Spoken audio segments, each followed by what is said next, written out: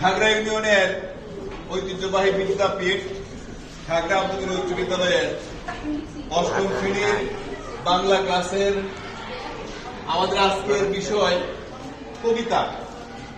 কবিতা বঙ্গভূমির প্রতি মাইকেল মধুসূদন দত্ত। বঙ্গভূমির প্রতি মাইকেল মধুসূদন দত্ত বাংলা সাহিত্যের একজন বিখ্যাত কবি। সেই মাইকেল মধুসূদন দত্তের কবিতা বঙ্গভূমির প্রতি অষ্টম শ্রেণীর বাংলা কবিতা হচ্ছে আমরা আজকে সেই কবিতা নিয়ে সেই আলোচনার প্রেক্ষিতে আমরা সুন্দর একটি হোয়াইট বোর্ডের মাধ্যমে সুন্দর একটি ডায়াগ্রাম সাজিয়েছি। এই বঙ্গভূমির প্রতি কবিতা কবি মাইকেল মধুসূদন দত্তের বঙ্গভূমির প্রতি কবিতা। বঙ্গভূমি মানে বাংলাদেশের প্রতি কবির যে মমত্ববোধ। কবি যখন ফ্রান্সের বার্সাই শহরে ছিলেন, সেই ফ্রান্সের বার্সাই শহর থেকে আমাদের এই কবিতাটি লিখেছিলেন। একটি হচ্ছে কবুতার কোনক, আরেকটি বঙ্গভূমির প্রতি। কবুতার কোনক কবিতাটি চতুর্দশ পদী কবিতা। একটু শুনি, চতুর্দশ পদী কবিতা, যার 14 লাইন 14 অক্ষর, ইংলিশে বলে সনেট। সেই কবিতা কবি সুদূর ফ্রান্সে বসে লিখেছিলেন বঙ্গভূমির প্রতি, যে কারণে দেশপ্রেম এবং দেশপ্রেমের যে মমত্ববোধ সেই কবিতার মধ্যে কবি ফুটিয়ে তুলেছেন। আজকে আমাদের ডায়াগ্রাম আমরা একটু দেখি। বঙ্গভূমির প্রতি মাইকেল মধুসূদন দত্ত, জন্ম 1824, মৃত্যু 1873।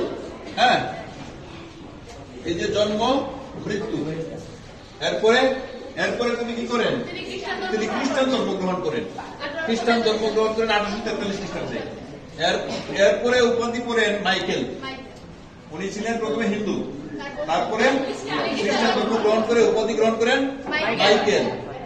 ভাষাবিদ তিনি, ইংরেজি, ফরাসি, জার্মানি, ইতালিয়ান, তেলেগু, তামিল, আরো অনেক ভাষা তিনি জানতেন। তার অনেক গ্রন্থ আছে। তার জীবনের সবচেয়ে বিশাল শিল্পকর্ম হচ্ছে, সাহিত্যকর্ম হচ্ছে মহাকাব্য। কবি মাইকেল মধুসূদন দত্তের মহাকাব্য বাংলা সাহিত্যে বিখ্যাত। মহাকাব্যের নাম কি? মেঘনাদ বধ। কবির মহাকাব্য, এদিকে দেখো, কবির বিখ্যাত মহাকাব্য মেঘনাদ বধ। এরপরে কবির পত্রকাব্য বীরঙ্গনা। এরপরে কবির সনেট কবিতা কপোতাক্ষ কোনক। 14 লাইন 14 অক্ষর। এই কবিতাকে বলে সনেট, বাংলাতে বলে চতুর্দশ পদী কবিতা। বাংলায় বলে চতুর্দশ পদী কবিতা। বাড়ি কোথায়? কবির যশোর জেলার সাগরদাড়ি গ্রামে। আর এই সাগরদাড়ি গ্রামে যে নদী অবস্থিত, সেই নদী নিয়ে কবিতা লিখেছেন। নাম কি তার? কপোতাক্ষ। এই কপোতাক্ষ নদী সনেট কবিতা, চতুর্দশ পদী কবিতা, 14 লাইন 14 অক্ষর। এরপরে আছে কবির নাটক। নাটকগুলা কি? শর্মিষ্ঠা, পদ্মাবতী, কৃষ্ণকুমারী। এরপরে আছে প্রহসন গ্রন্থ। কবির 2টা প্রহসন গ্রন্থ আছে। সেই প্রহসন গ্রন্থ 2টা, একটা হচ্ছে একেই কি বলে সভ্যতা, বড়ু শালিকের ঘাড়ের রূপ।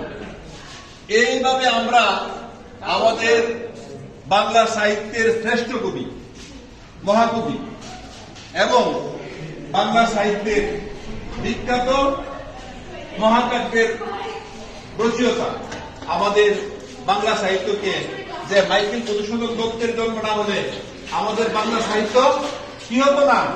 বাংলা সাহিত্যের এত বিশালতা হতো না।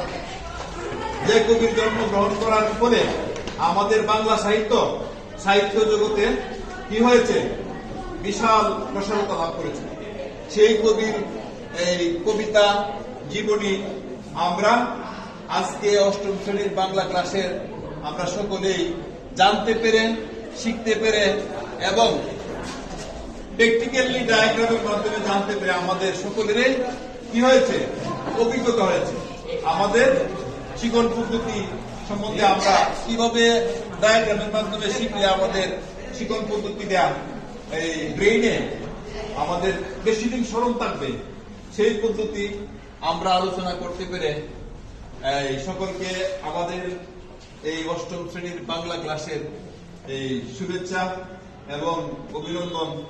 আর আমরা যে আনন্দের সহিত শিখলাম সেই আনন্দ সকলের সাথে শেয়ার করে আমাদের আজকের এই সুন্দর এই ক্লাসটি এখানে সমাপ্ত ঘোষণা করলাম। সকলকে ধন্যবাদ। ভালো লাগছে না?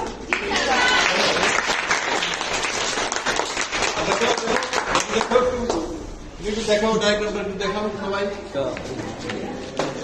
হ্যাঁ,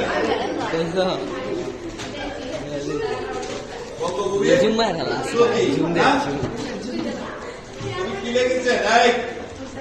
বঙ্গভূমির প্রতি মাইকেল মধুসূদন দত্ত, দেখো মা দাসের মনে এমন একটি পরিপদে